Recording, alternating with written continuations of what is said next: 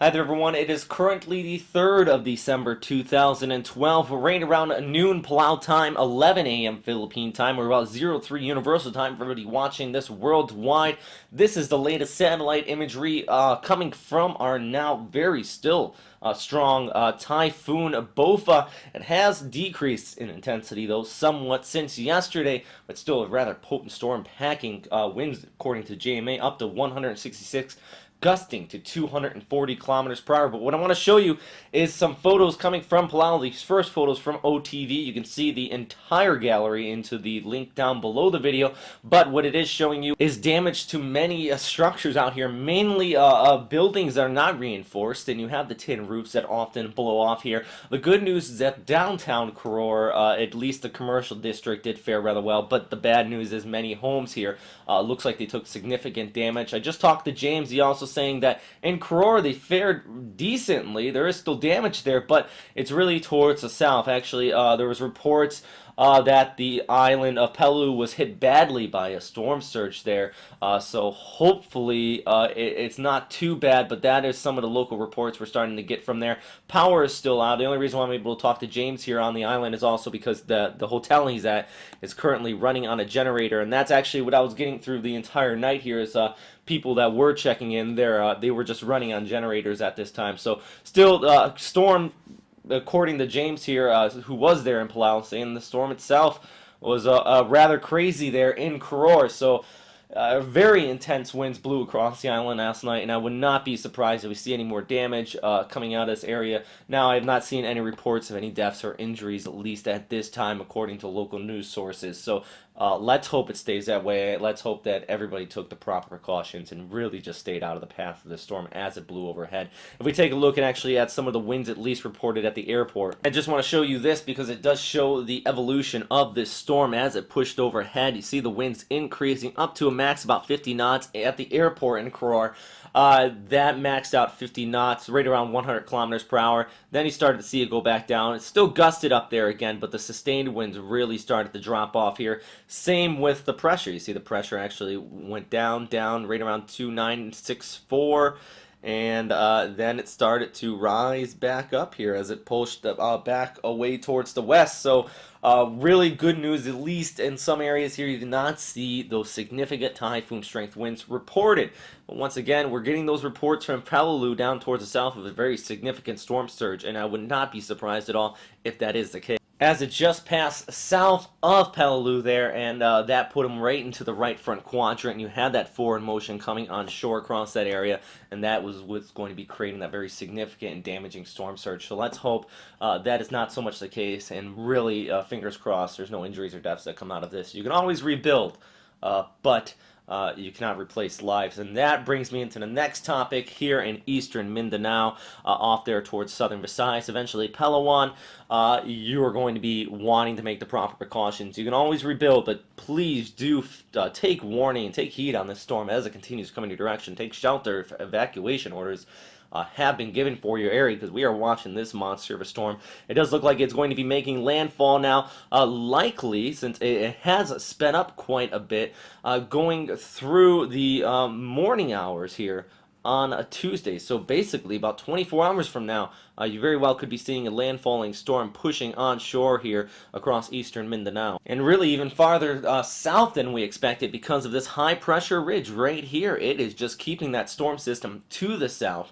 So as Bopha continues to push off here towards the west, instead of recurving and a little bit of a giving from this ridge here, it looks like that ridge is just going to hold it in place and still just follow this flow off there towards west, straight across Mindanao, southern Visayas. The good news is that Manila, it looks more and more like you're not going to see this rough weather. That's one thing actually I noticed somebody put out a few days ago, that Manila was going to get hit by 200 kilometer per hour winds, and I was one of the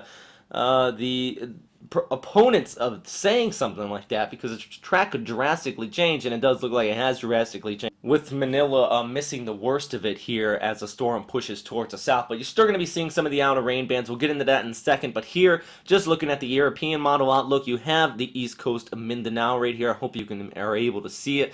You have the center of the circulation, a very intense storm system. Now this is going here into Tuesday morning. Let's just scroll ahead a few hours here.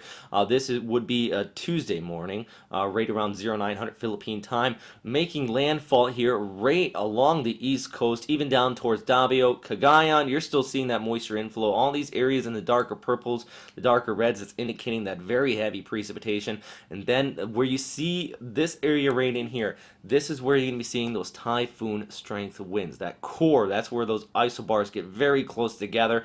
The closer together they are, the higher the winds they are indicating. Just rough map analysis right there for you people that don't really understand what this is showing. And if we go another few hours in, you see it moves across the island here and still brings all that heavy rain with it. So flooding is going to be a significant aspect of this. Now the good news, it is not as large and wide as Washi was last year, and also it's moving much faster, right around 30 kilometers per hour. So the rain's not going to persist. But where I do think you could be seeing some significant flooding is if you look off here towards the north around Leyte and Samar. As we scroll through, that rain band just persists to push onshore here.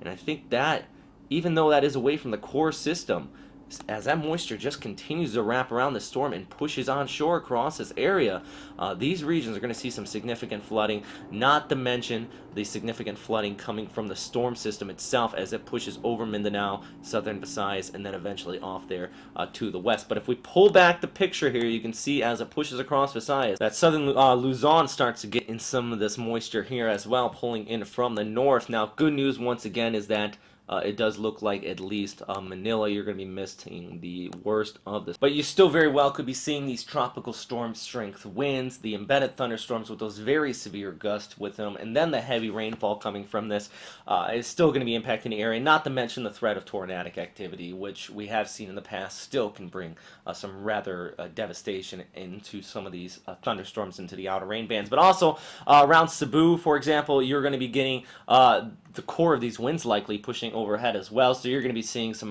rather damaging weather as this continues to come across, not to mention the heavy rainfall we've been talking about here, and the storm surge right near the coastlines of southern Mindanao. Also along the northern coast of Mindanao, you could be seeing a storm surge coming from the north, upwards of 2 to 3 meters high, very well likely, and even off across many of these smaller islands as we push off towards the north. But that's really the update for today here at noontime. I hope everybody out here is taking the proper precautions. I know that the NDRMC is starting to evacuate people into low-lying areas, especially to the southernmost island.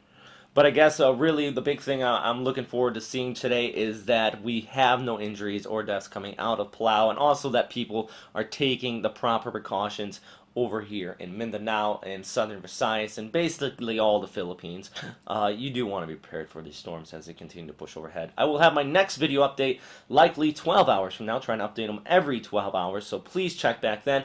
Before then, though, you can continue to check the website at Western Pacific Weather, the current typhoon tracks for the latest information on the tracks, not from JMA, JTWC, and also Pagasa. So all three of those agencies on that page at the same time. And also, Weathercaster Pat will be putting out a video update this afternoon, so please check back in with him. And we have the news stream, which is still fed through, and then I will continue to keep you updated on Facebook and Twitter, and once James Reynolds puts out his videos coming from the area. This is just the only photo we've seen from him so far. We will have his videos up here very shortly. So thanks again. Stay safe out there, everybody.